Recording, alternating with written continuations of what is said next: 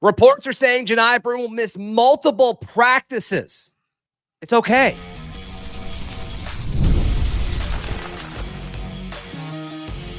You are Locked On Auburn, your daily podcast on the Auburn Tigers. Part of the Locked On Podcast Network, your team every day.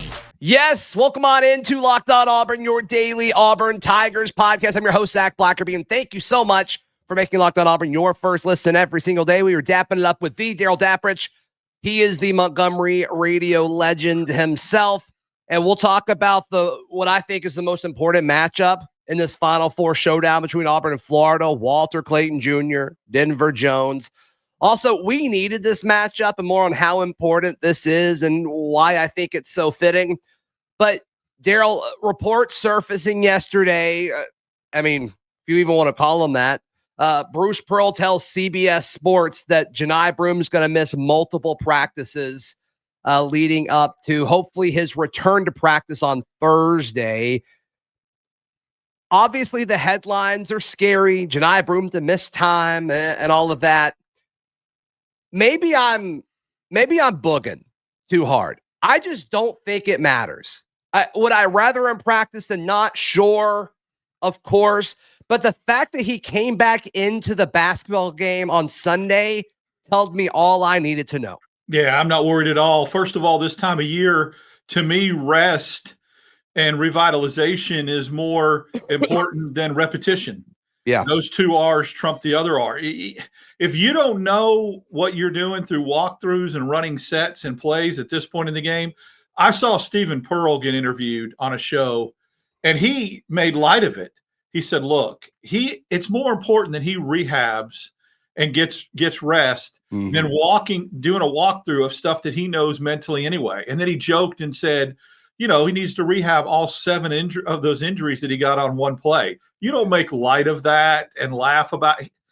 And the second thing is, you definitely want him practicing in San Antonio with unfamiliar rims. Correct. Much more important than practicing Tuesday and Wednesday in Auburn, where you've played 100-something games. Yeah. And so he expects to be back on Thursday. So it'll be a lot of on-court stuff for preparing for Saturday.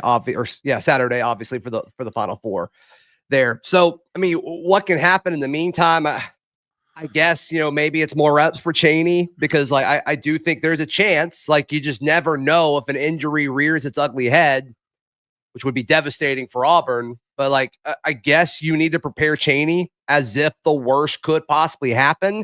And so maybe use those 2 days where Johni is just rehabbing and resting and focusing all on Chaney Johnson, or maybe extra on Chaney Johnson. That's my takeaway. That's my guess.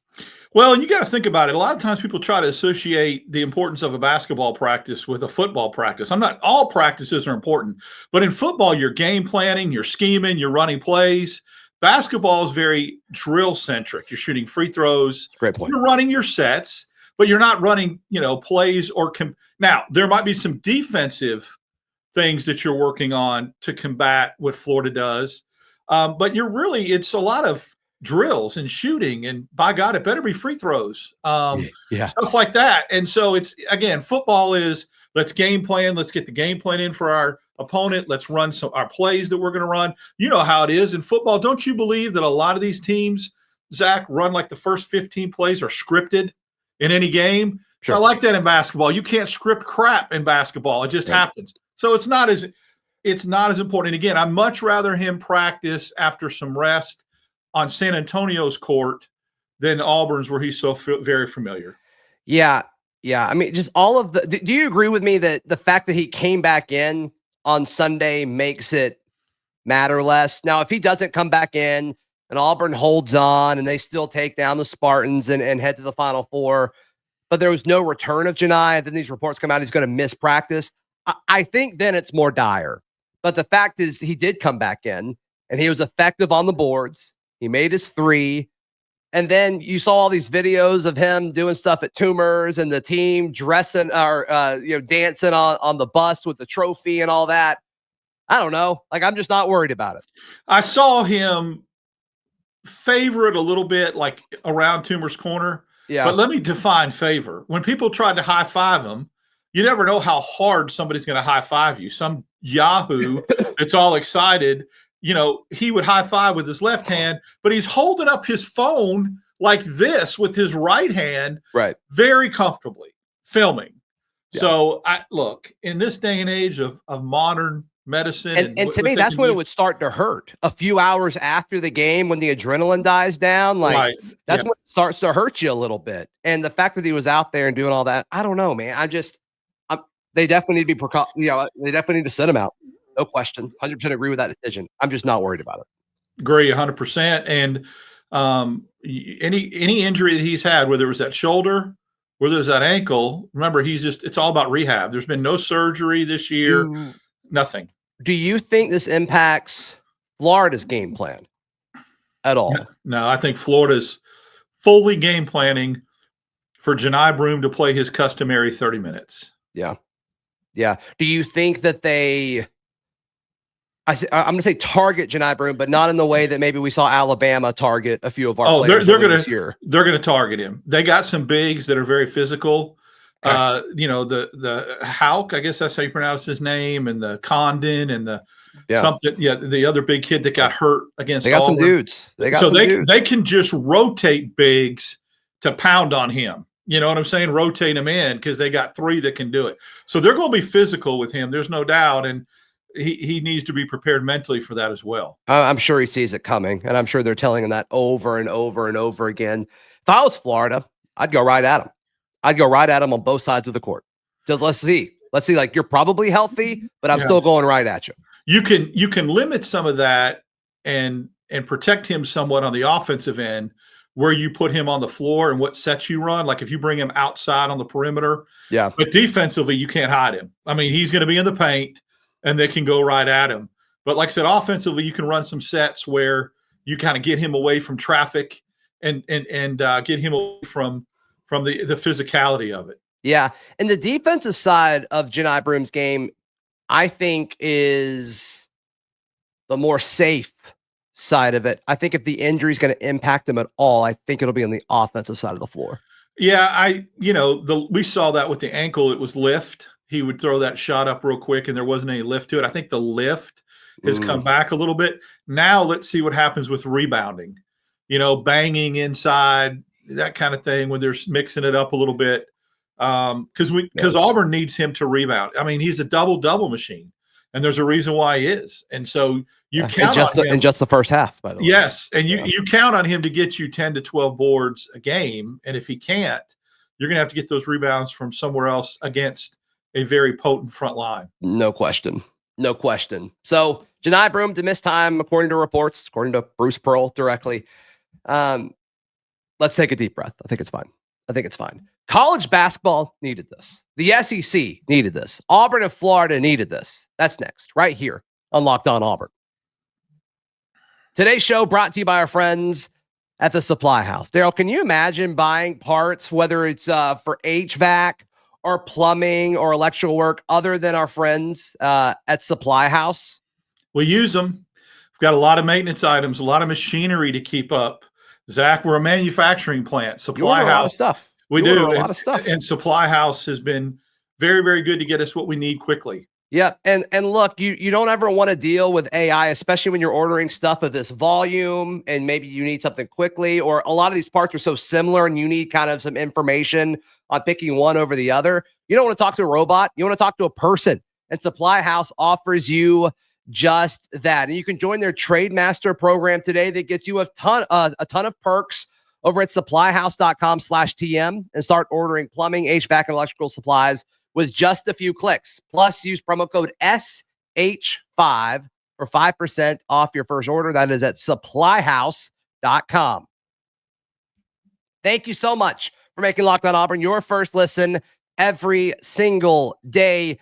Darrell, we've been talking about the debate of who's the best team in the SEC really since Auburn lost to Florida almost 2 months ago. And Florida starts their rise. It was discussed that Auburn fell off since then. I don't entirely agree with that. I think Florida just peaked at the end of the season. And since then, it's been, okay, well, which team is better? Which team is deserving of the number 1 overall seed? Auburn wins the SEC regular season, which we all agree is the more difficult and more impressive thing to do. Florida wins the SEC tournament championship. Who's the better team? We get to find out on Saturday. There will be no gray area. There will be no black and white, or it will be straight black and white. We will know which team is better because one of them will be playing for a national championship and the other one won't be. And, you can even go back to around Christmas time, Zach, when there was a small sample size of time where everyone thought Tennessee was the best team in the SEC because they were number one for a couple weeks. Sure. And when conference play started, the consensus was it was Auburn all the way up until the Florida game. Mm-hmm. And even though Florida lost a couple of games after Auburn, and then Auburn went back on a run again, before Auburn lost to Texas A&M, I think the pendulum swung back to Auburn, and everybody thought it was Auburn. They went on the road and beat Alabama. They boat raced Kentucky. Yeah. But now it's just about who gets hot at what time, at the right time. And what's beautiful about this is after all that talk of 3 out of their last 4, Auburn losing, that's over with. Auburn's just as hot as anybody in the country because you have to be to get to the Final Four. You have to string wins together. Florida's a little bit hotter because they won the SEC tournament and haven't lost in a while. Florida's just a little bit more revered right now because that winning streak is longer. Mm-hmm. That don't mean crap come Saturday. It doesn't. It's just a new day. It's a new dawn, and we're going. Nice. And I don't think Florida's. And I'm feeling good. And I'm feeling good. I think that Florida's really good, a really good basketball team. I think they've earned the moniker of being right now the hottest team in the country. I can see why the odds makers have them above Auburn, have them predicted to beat Auburn. They've earned that with the way they've played. But again, we still, you tip it off Saturday and you see what happens. I think that everybody, me included, when we did the show a couple months ago and Auburn was playing Florida at home, I thought Auburn was going to win that game, double digits. Yeah, I thought they matched up well with them. Obviously, that didn't happen. Florida wins 90-81. You mentioned the odds makers there. Auburn is the 4th of the 4 remaining teams when it comes to the odds. That Auburn has the worst odds to win the national championship. Do you agree with that? I was a little surprised when I saw that. I am too, because Auburn goes in as the number 1 overall seed and hasn't done anything to jeopardize that. They won their first 2 games, actually their first 3 SEC, their first 3 tournament games by double digits. Mm-hmm. They were never in trouble really late like Florida was against Texas Tech.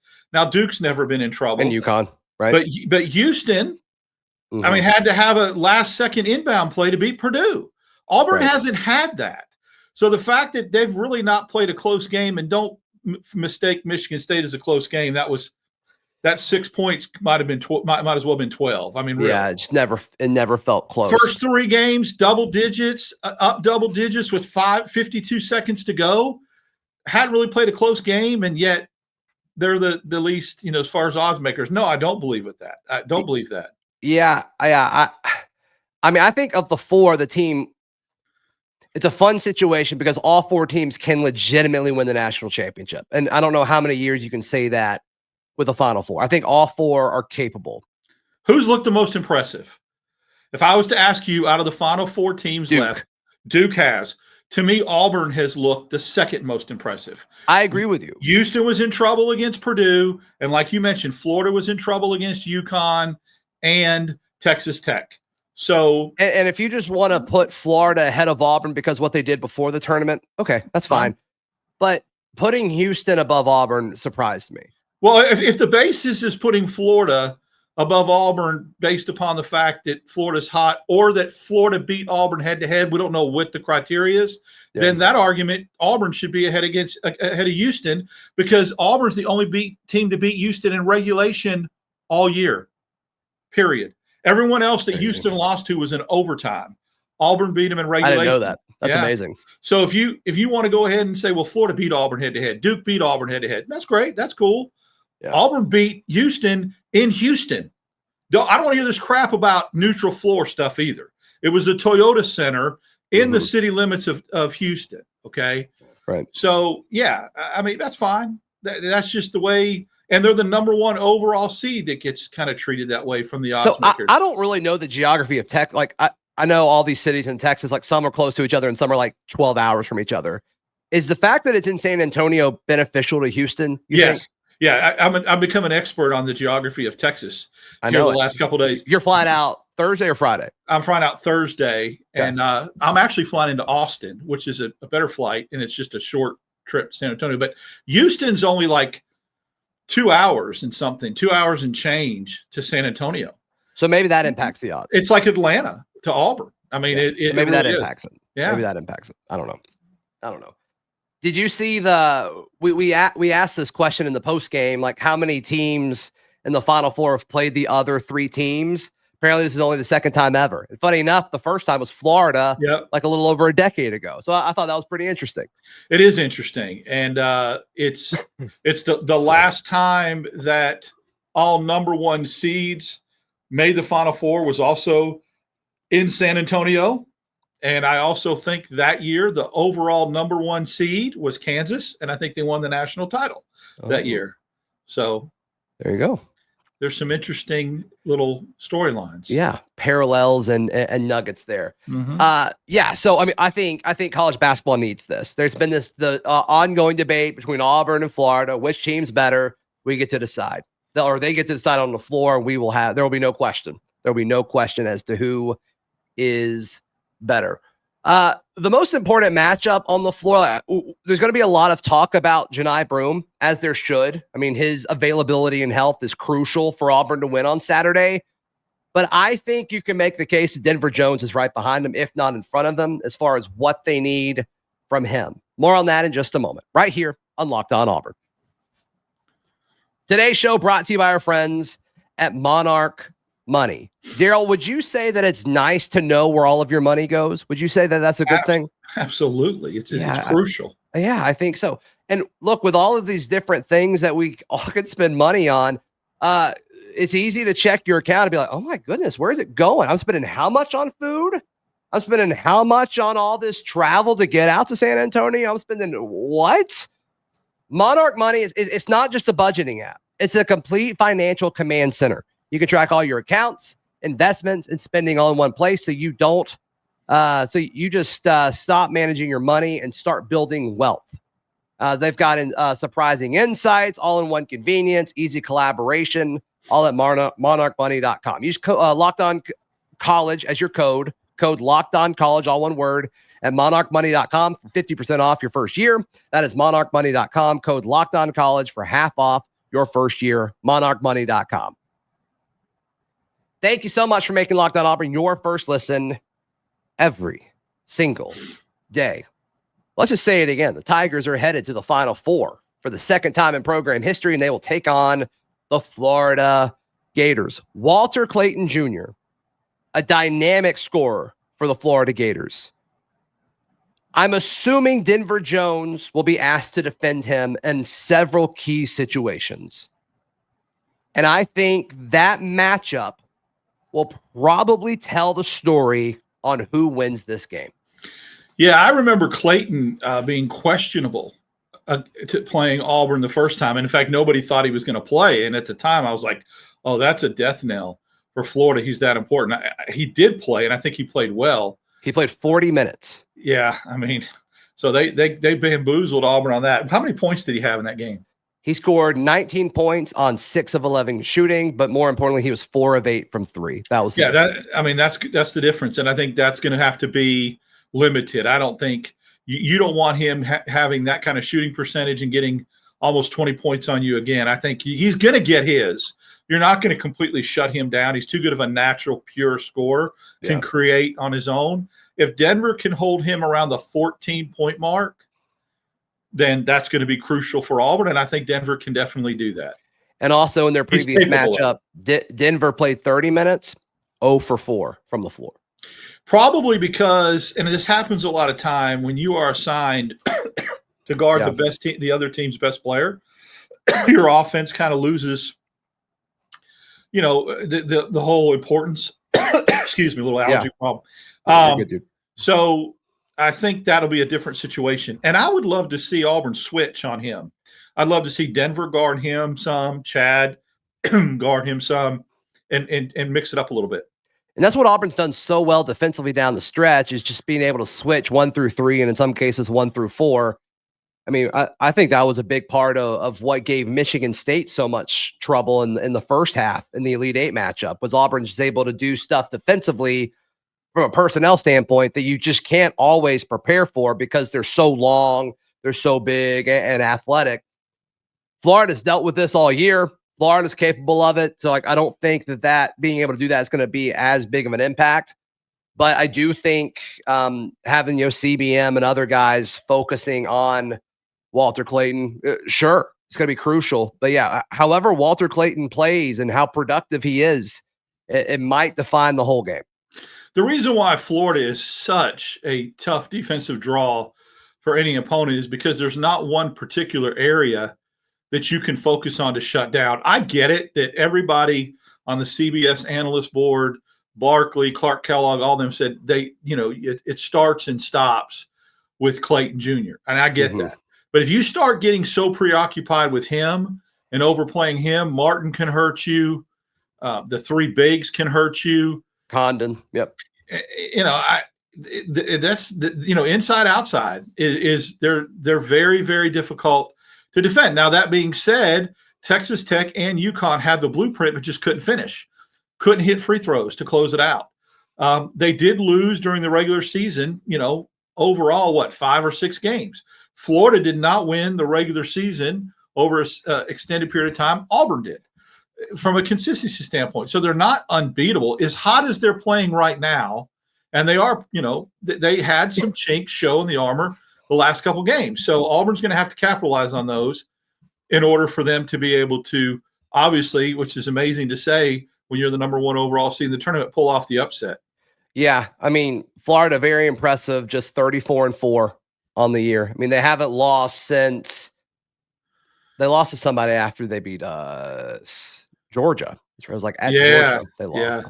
So, and it was a big Georgia lead that really went away, dissipated. Florida almost came back.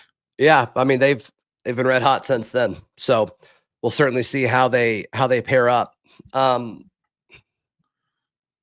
I love how most of the guys are playing for the Tigers, but you're also going to need like Miles to be better than he has been. And you're going to need Chad to be better offensively than he has been. They've both been great defensively, but you're going to need production. I mean, against Michigan State, we kept waiting for somebody else to pop other than Johni. Tahad hit double digits. He had 10, but nobody else had double digits. So you got Johni with 25 and Tahad with 10. I just kept waiting for either Tahad to get hot or Denver or Miles. You can't wait for somebody to get hot against Florida. It's going to have to, assuming you're able to get your 20 plus from Johni, you're going to need Tahad, you're going to need Miles, you're going to need somebody to get hot from deep, or this game's not close. The odds say someone will. I mean, Chad Baker-Mazara had 17 against Michigan, had a really nice offensive performance. Probably would have had 22, 24 if he hadn't got hurt. Sure. Had to come out of the game. Miles went off in the first couple games. He's completely overdue. Yeah, the first one. He really, against Creighton. He's due. I think that those two guys you just said are the key. And I think just one of those two getting hot and dropping 15 to 18 points could be a big difference maker for Auburn. And I think one of them will. I think one of them will come alive. Yeah, I think it's going to be Tahad. Tahad is my prediction. I think Tahad has an iconic moment that will go down in the history of Auburn basketball on Saturday. Ooh, that'd be 2 iconic moments back to back in 2 games with iconic historical moments. I don't know, we've had a few. It'd be 3, I guess, because the 20-2 run and then Johni's return. Absolutely. But that's what it takes. I mean, that's what it takes to win a championship, or at least to get there. It does. It does. I heard something that's not only do you have to be lucky to win a championship, it's more important that you can't be unlucky. And unlucky things happen. A double dribble not called, an injury, those type of things. You have to avoid those pitfalls. Well, I mean, and you're hoping the injury to Johni is not one of those unlucky things, right? Yeah. I don't think it will be. I don't think Johni's health will be the reason Auburn wins or loses on Saturday. I hope that's the case. For the sake of all that is good, I hope that that's the case. Yeah, I agree with that. I think that's the. Yeah. If Florida wins this basketball game, I don't think it's going to be anything that Auburn doesn't do. I think it's going to be what Florida does. Yeah. Because of where they are right now in their season. Okay, so a few programming notes. Chaney Johnson joined our guys over in Dallas for the bracket breakdown that Locked On did in partnership with Amazon Fire TV. That is on the YouTube channel. If this is up, that is up. That it dropped yesterday afternoon. So be sure to check out those guys' conversation with Chaney, talking about Auburn's run to the Final Four. Darrell, you're heading out on Thursday. You're going to be at practice and media availability and all that on Friday. Correct. You and I will do a show of you and I reacting to that. That'll be up Friday afternoon. Correct. Absolutely. I will be for every media available. Practice is closed on Thursday, but open on Friday. The press conferences, players and coach Bruce Pearl will be covering those. We'll have some reactions to those. Yep. Also recording with Brandon Olson of Locked On Gators. He and I will do our own crossover, and then we'll also at some point this week post a roundtable that'll be me and Brandon Olson talking about the Auburn-Florida game, as well as Isaac Shade and Andy Patton, the host of Locked On College Basketball, do a roundtable about this matchup as well. So make sure you're subscribed on audio or video. We are dropping so much content about this Final Four matchup through the remainder of the week. And of course, there will be our boots on the ground in San Antonio this weekend. Please like the video. Please subscribe, and we'll see you next time. This has been Locked On Auburn.